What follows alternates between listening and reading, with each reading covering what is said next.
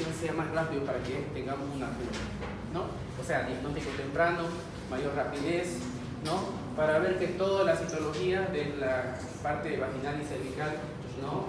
Dependiendo de los tipos que vamos a encontrar, sea más rápido el diagnóstico. Si bien la citología más común que hemos visto ahora y la que más se encuentra es el carcinoma de células escamosas, ¿no? Invasora, es el que más común que vamos a encontrar.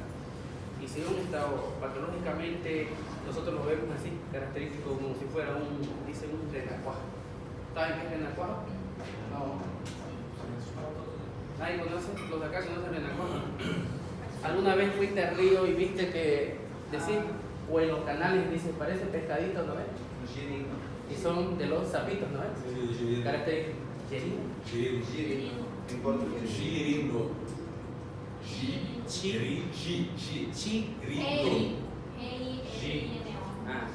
Girino. Esos son los famosos renacuajos. Sí. Y cuando ya es rana, no, la ranita, la que no, el sapo era la rana.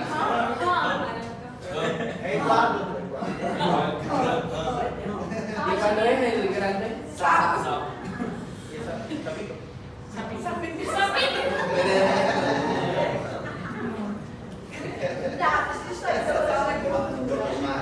Entonces, histológicamente nosotros vamos a la parte de, que son más los carcinomas de células escamosas o los invasivos, característicos como ven, unas células tipo que llamamos renacuajo, ¿no? Entonces, ¿dónde tenemos que buscar y ver todas estas sintomatologías o ver en los pacientes? Mujeres multíparas, mayormente que son entre 45 a 50 años de edad, y 50, no 50 años de edad, es lo más común, lo que vamos a encontrar. Si bien hablábamos que muchas veces hay pacientes que tienen el flujo vaginal, ¿no? Que no se dan cuenta muchas veces que es teñido, hay un pequeño sangrado, hay unas pequeñas estrías y no lo toman en cuenta, ¿no? Pasa desapercibido. Y posteriormente ya empieza el sangrado irregular, la metrorragia, ¿no? Clásico, sin dolor, puede ser intermitente, el manchado o no, y más que todo posterior al coito o muchas veces posterior a una ducha. Pero más tenemos que ver los episodios que son pacientes que son menopausia o están en la menopausia o el climaterio, ¿no? Estos episodios, a medida que crecen, va a darnos la misma funcionalidad, que es algo maligno, ¿no? Entonces, si los episodios de sangre van a aumentar, van a ser más seguidos, más abundantes, ¿qué va a ocurrir? ¿No? Y más frecuentes y de mayor duración, y sobre todo irregulares, ¿no? Entonces ya vamos a pensar que posiblemente haya sintomatologías de un cáncer cervical, ¿no? Peor si la paciente nunca ha hecho un control, nunca se ha hecho Papa Nicolau, ¿no? Y peor si ya la paciente tiene una edad mayor a los 45 años y está entrando en la perimenopausia, ¿no? Entonces, sí o sí, hay que hacer una atención rápida o ver los antecedentes, ¿no? Y mayormente hay pacientes que antes de los 45 ya están en la perimenopausia. Y si hay estos episodios, vamos a pensar que sea eso, ¿no? Esos son los síntomas a veces más agudos que vamos a encontrar. Y en otros síntomas, como son más tardíos, ¿qué vamos a ver? Ya más avanzado, ya presenta dolor a nivel de flanco, a nivel de perineo, ¿no? ¿Por qué? Porque ya a veces puede haber masa que está en cumplimiento de la parte del ureter. Como dijimos al principio, por delante está la vejiga y por detrás está el recto. Y muchas veces las masas van a hacer la presión en diferentes lugares. Y más que todo, el dolor que va a haber en flanco o pierna va a ser por la compresión de los uretros. Pared pélvica y más por los nervios ciáticos que está la compresión, ¿no? Va a presentar lisuria, va a haber hematuria, muchas veces está sangrado rectal o estreñimiento, ¿no? Y a eso dependiendo si va a avanzar o va a haber ya masas que estén comprometiendo entre la parte de la vejiga o la parte del recto. Y muchas veces ya la metástasis, muchas veces va a producir ya edema, ¿no? A nivel de miembro inferior, ¿no? Por eso hay muchas veces ya las pacientes con un edema. Puede ser unilateral o bilateral de los miembros y presentando mucho dolor y molestia, ¿no? Ya por una obstrucción linfática o una obstrucción venosa, ¿no? Que a veces pensamos que es una patología de base, puede ser también diabética, retención de líquidos. Pues igual saben que cuando hay un problema avanzado a nivel de los uréteres, y empieza con un problema renal, ¿no?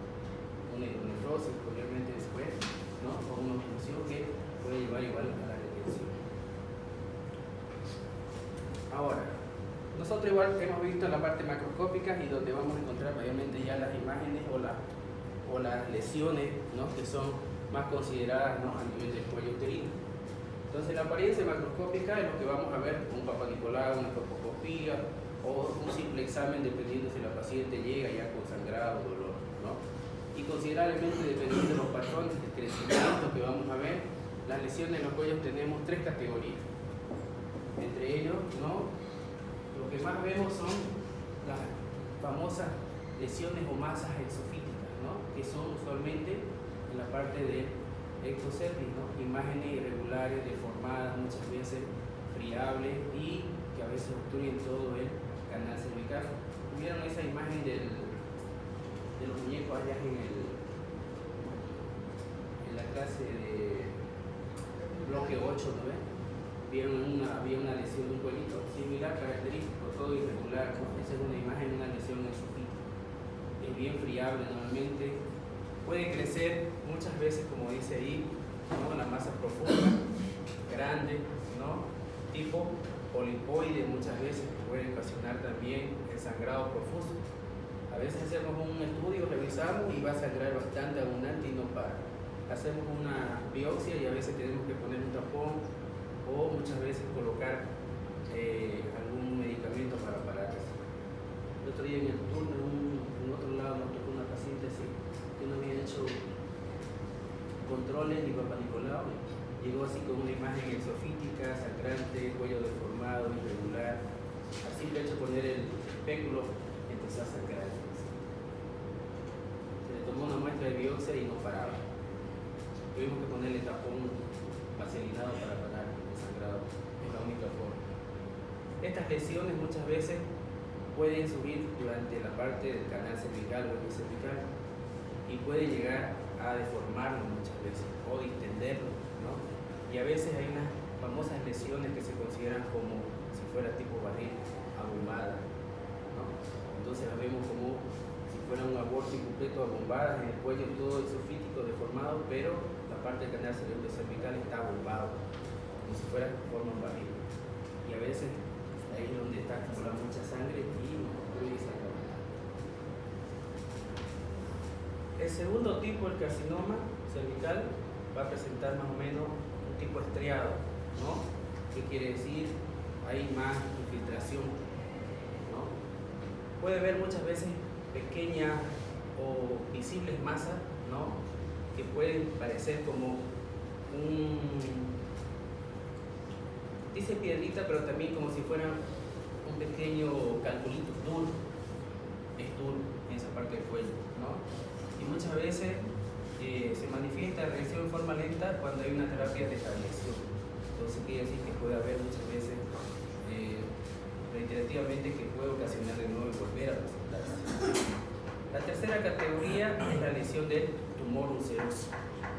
Mayormente se ve erosionado, como ven ahí en la imagen, ¿no?, en la parte de la porción del cuello uterino, ¿no?, y muchas veces también abarca parte de la vagina, ¿no?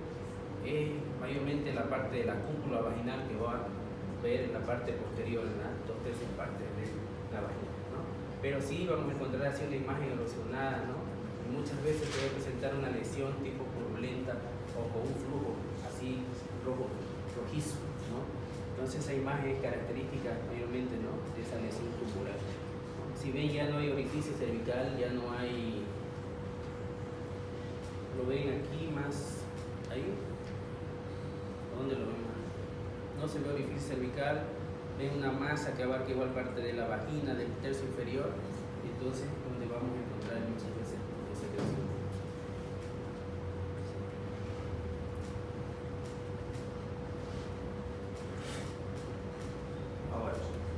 Si bien hay muchas vías de propagación que vamos a encontrar y la más característica que vamos a encontrar es una linfática, pero también vemos que principales diseminación del cuello uterino son mucosa vaginal. La mucosa vaginal muchas veces se va a extender hasta más allá de la enfermedad dependiendo si no hay un tratamiento o un diagnóstico temprano, ¿no? Y también la parte del miometrio, ¿no?, que muchas veces son las lesiones que van a originar cerca del endocervical. Por eso a veces las pacientes que tienen una hiperplasia endometrial no grave irregular, es importante hacer un legrado biopsia porque muchas veces puede ocasionar que en el biometrio, ¿no?, o el cuerpo uterino particularmente, esas lesiones vayan a originarse mayormente de la parte endocervical, ¿no? Y a veces nosotros pensamos que el problema puede ser solamente por una hiperplasia y solamente vemos Papa Nicolau con roscopía, el cuello está normal, no hay lesiones que pueden ser aparentes, y si el cáncer está más a la parte del pecho, ¿no? Pero siempre vamos a ver por la mucosa linfoidea. Ahora, la otra parte de propagación, como ven, más es la parte linfática, ¿no? Donde van a ver los nódulos, normalmente están involucrados, ¿no? Y muchas veces van a estar la parte operador, hipogástrico, ilíaco, externo, donde nosotros mayormente vamos a encontrar mayor diseminación.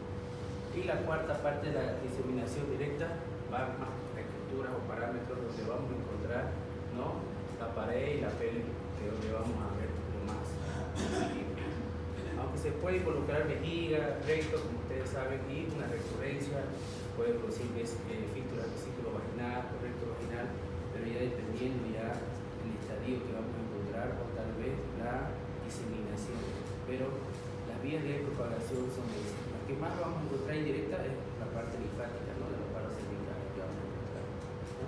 Si ven un poquito allá los puntos, igual están, ¿no?, ilíaco común, la parte del sacro, el hipogastro, ¿no?, también la parte uretral, ¿no?, y la parte inguinal que vamos a encontrar mayormente en metástasis.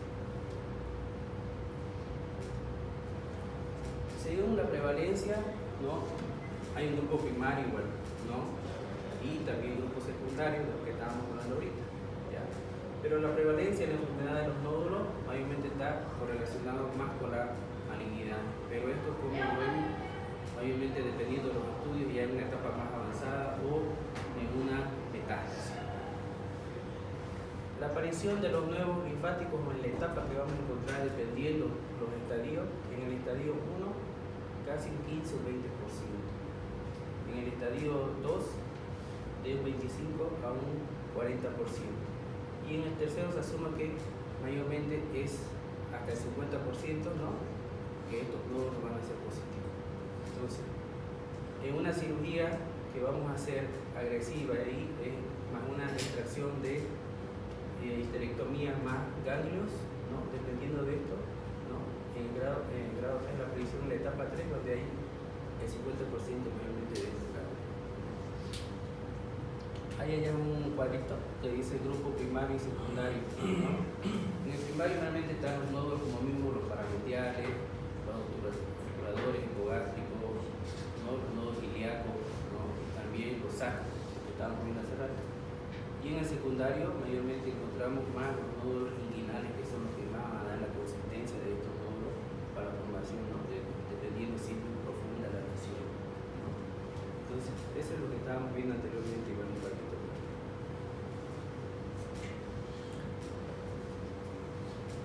Se hizo un estudio y se vio que las pacientes que tuvieron una histerectomía radical más vaciamiento ganglionar o retiro de los ganglios, sí tuvieron metástasis en la mayoría de los casos de la carcinoma invasor, pero un 53%, aquí 53 dicen, tuvo recidiva en lo que no hicieron una cirugía con extracción de los ganglios y no recibieron igual. En cambio, en la que se hizo la cirugía y la extracción de los ganglios, solo hubo metástasis a distancia de un 27% en carcinoma invasor. Entonces, ¿qué quiere decir? Que el porcentaje en estos pacientes, ¿no?, de nódulos linfáticos que hubo, ¿no?, con drenaje, ¿no?, dio a ser tratada, que hubo una disminución de la metástasis, ¿no? Entonces, a veces en la cirugía solamente hacen histerectomía total, más no hacen vaciamiento ganglionar. ¿Por qué? Porque normalmente está en el estadio 1 o 2, que es un 15 o 20%, ¿no? En el estadio 2 de hasta 40% y en el estadio 3 hasta 50%. En la mayoría de los casos, si no hacen un vaciamiento ganglionar o no hay una biopsia sea un carcinoma funcional o que sea un agresivo. Entonces, en la mayoría de los casos no hacen, ¿no?, la liberación de los nódulos, o perdón, de los linfáticos, la protección de los nódulos linfáticos que hay antes de retirar.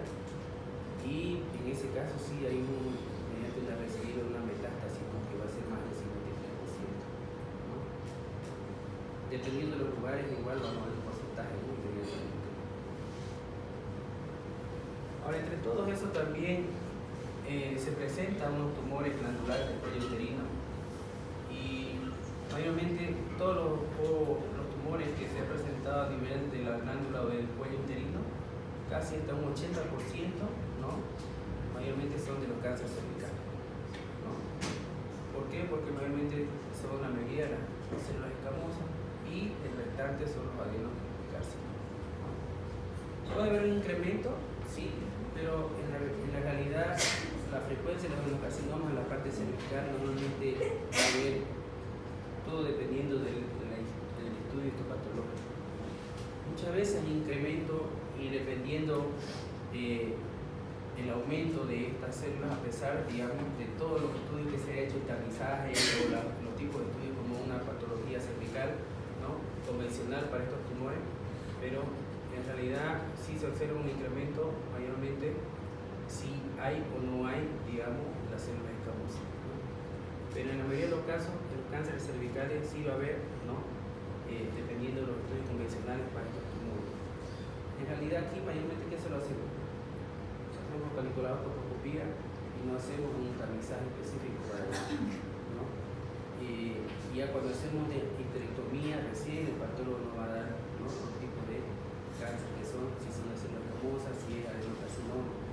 En la mayoría de los casos sí nos ha salido, ¿no?, de células escamosas, o ya si es uno más agresivo.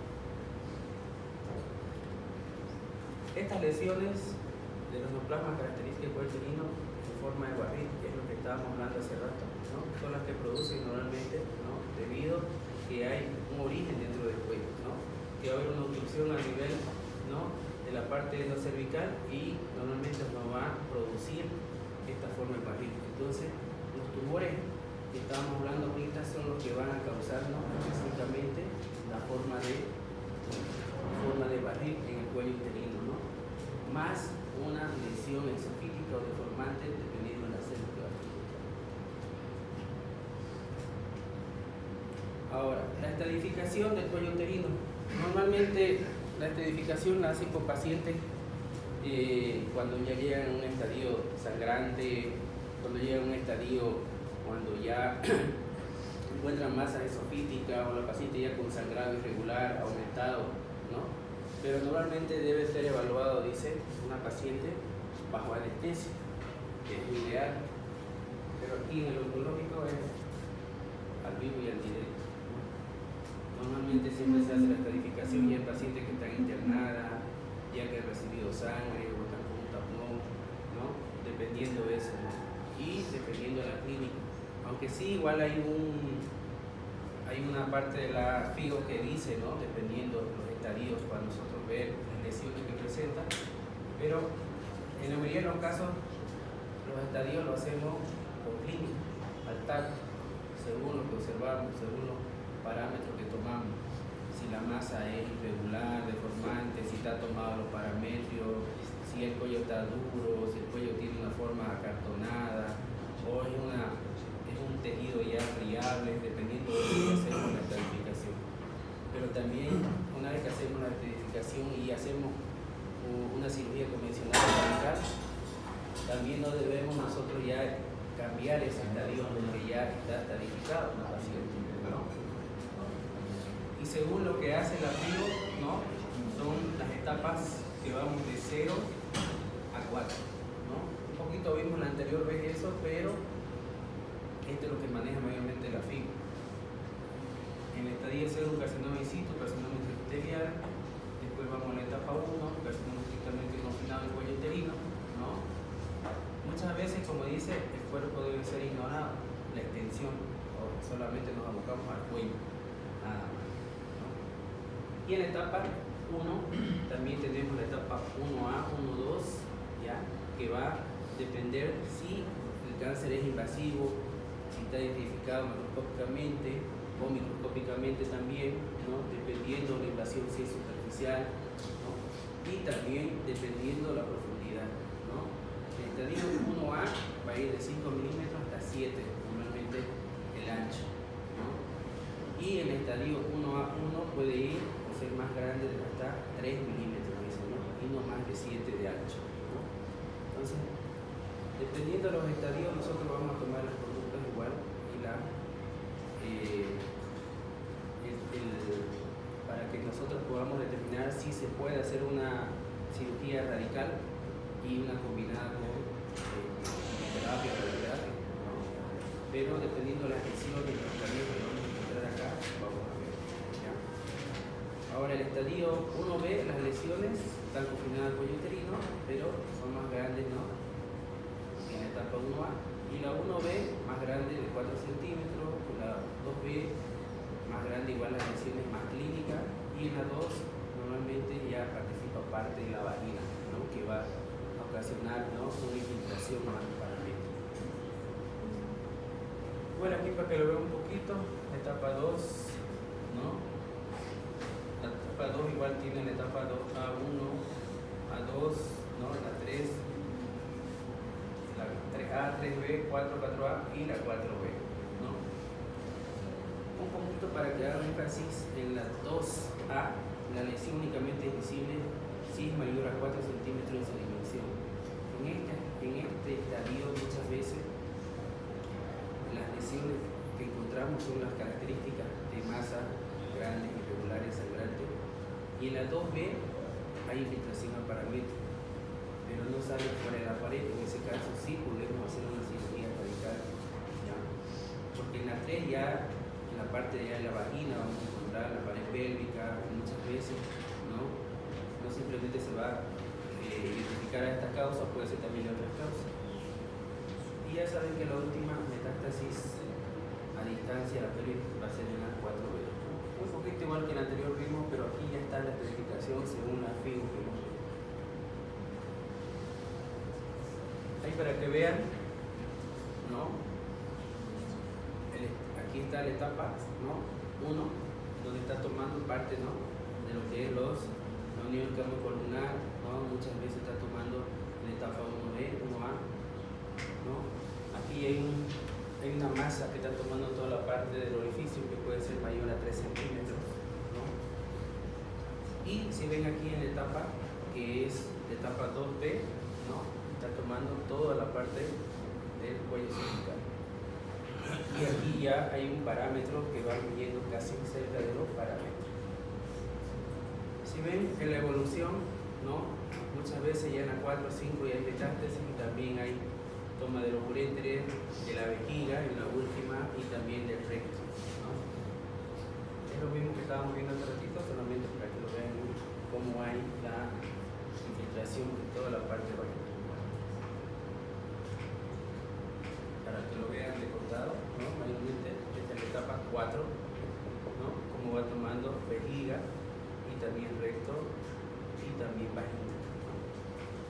El 4B ya está tomando todo hasta la pelvis, mayormente más recto. En este caso sí son las pacientes donde ya hay estreñimiento, ¿no?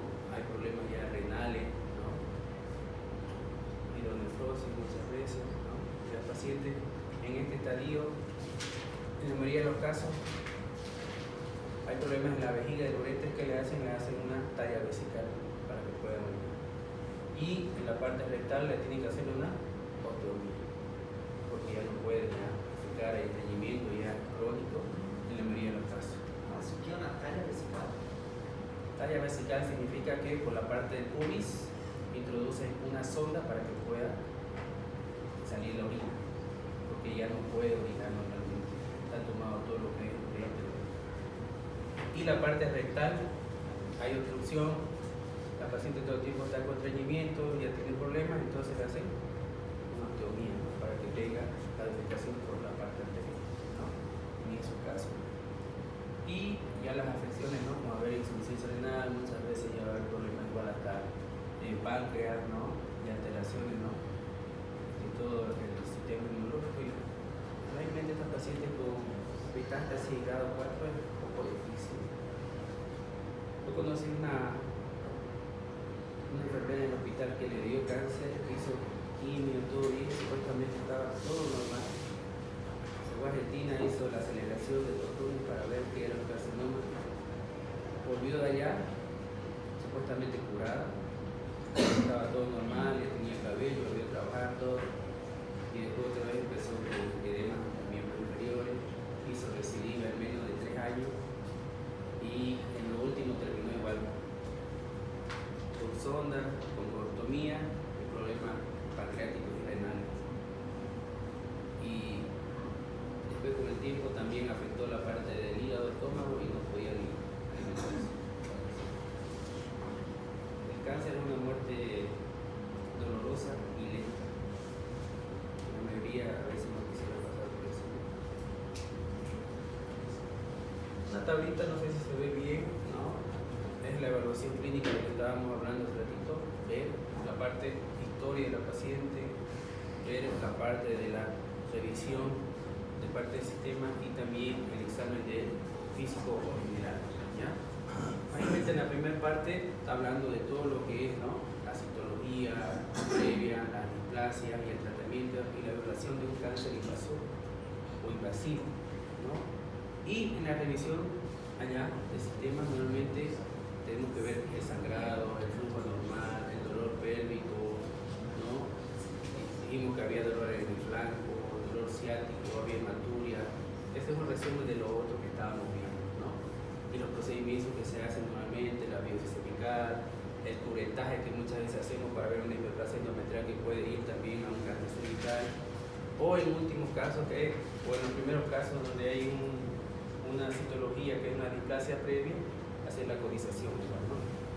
Y posteriormente al examen físico ver, ¿no?, linfadenopatía, si ha tenido el paciente, ¿no?, procedimientos tal vez alternativos o diagnósticos histológicos que hayan requerido para realizar o ver o determinar eso, ¿no?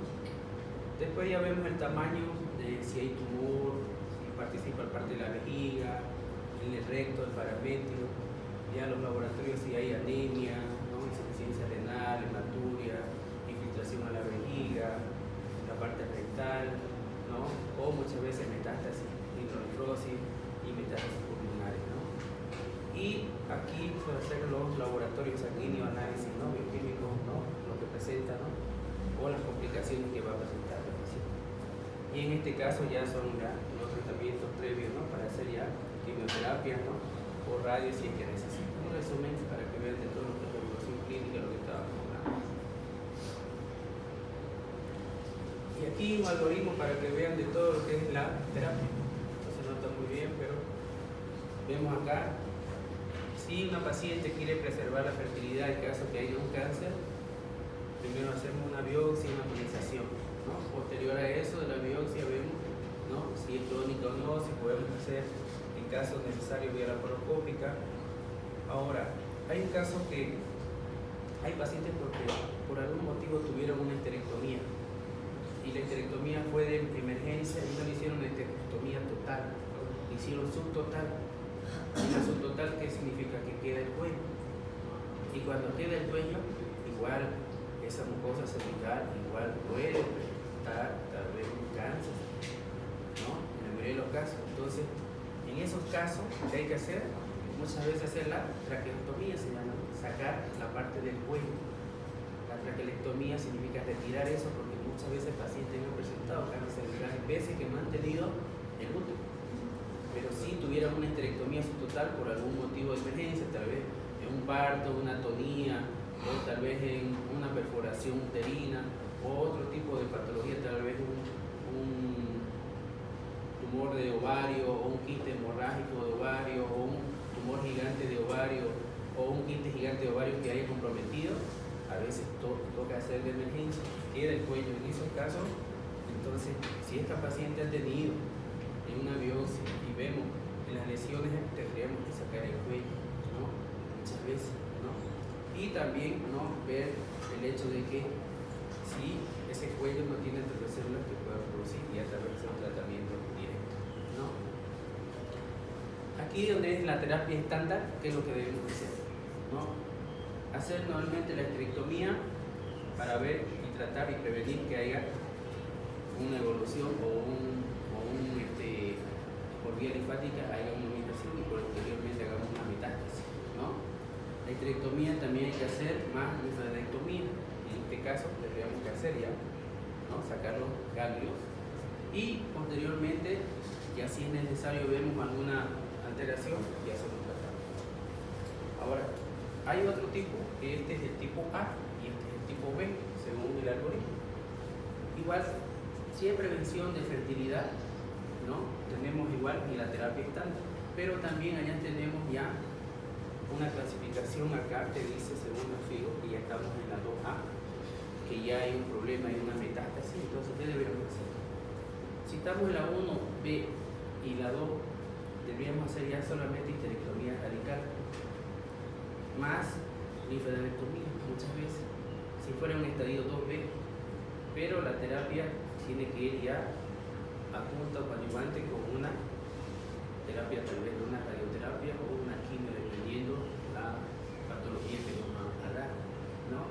Y en la terapia estándar que vamos a ver, normalmente ya es quimioterapia más traquelectomía en caso que haya, linfadenectomía y histerectomía total, ¿no? Ahora, si vamos a la recurrencia, muchas veces que va a haber en la parte pélvica, en la parte donde estamos en la fertilidad, solo es radioterapia anterior y quimio. Y en la estándar podríamos hacer solo radioterapia y presentación dependiendo los nódulos para hacer también recidiva la quimioterapia. Y en la última, si ya estamos en un estadio 4, ¿no? En la terapia que es de preservación y fertilidad, lo único que queda es radioterapia, nada más, y solamente algo paliativo, ¿no? Y ver para el sangrado, ¿no? Y posiblemente, si es necesario, si hay metástasis, solamente ver la cirugía convencional, que muchas veces si hay localización a nivel de urete que está comprimiendo, hacen una cirugía, ¿no? Solamente para debilitar los uretes. ¿Qué quiere decir? Para si la masa está comprimiendo los uretes, ¿qué hace? El cirujano entra y como una disección, como hicieron ustedes en el primer año de anatomía, hace una disección para liberar el urete y que disminuya la nefrectomía, ¿no? O prevención de una nefrectomía, ¿no? En esos casos. O si la masa es muy grande, puede ayudar a prevenir la parte rectal o la parte de la vejiga, también se puede realizar, ¿no? Pero si ya es estándar, según protocolo, ¿qué tiene que hacer? Solamente ya recibir paliativo, y estamos en la etapa 1-4B.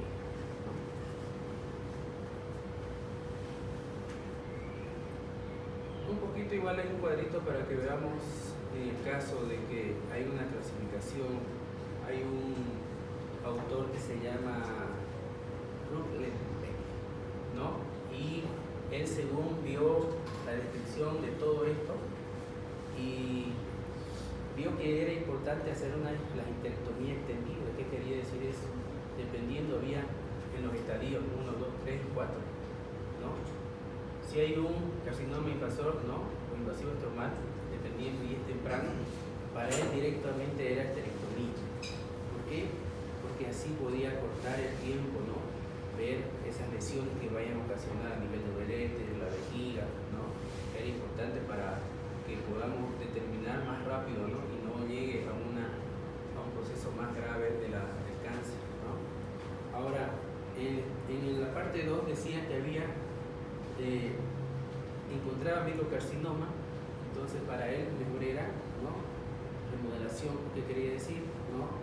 Sacar la parte ya de los ligamentos cardinales, heterosacro, superior a la vagina, para remover eso, para que en la medida no se tome los ligamentos heterosacros y pueda liberar y no pueda quedar acartonado o fijo, ¿no? En la etapa 3, si había ya lesiones tipo 1B o tal vez había una lesión de 1A, ¿no? Igual sacar la parte del ligamento cardinal, heterosacro, muchas veces la parte superior y también remover parte de la vagina. Y en la parte 4, si había ya recurrencia anteriormente a nivel cervical, lo ideal para él era sacar todo el tejido periuretral, ¿no? Y muchas veces hasta las 3/4 partes de la vagina, que era importante para preservar, ¿no? Posiblemente la vejiga y no haya unas toxinas. Y en la parte 4, ¿no? Y el cáncer recurrente muchas veces involucra ya uréter, vejiga, ¿no? Y muchas veces ya distal. Para él lo ideal era hacer la demolición profesional del uréter distal y la vejiga. Entonces, en ese caso él hizo un estudio que con estos cambios agresivos mejoraba supuestamente el estadio de las personas y mejora para que no pueda tener más complicaciones a la larga. Un poquito para que vean, ¿no? Aquí cómo liberaba él los uréteres, ¿no? Las arterias, ¿no? La uterina, después la hipogástrica, que son las que más común se van a lesionar, ¿no? Igual en la parte de la histerectomía, ¿no? Cómo iban retirando y sacando.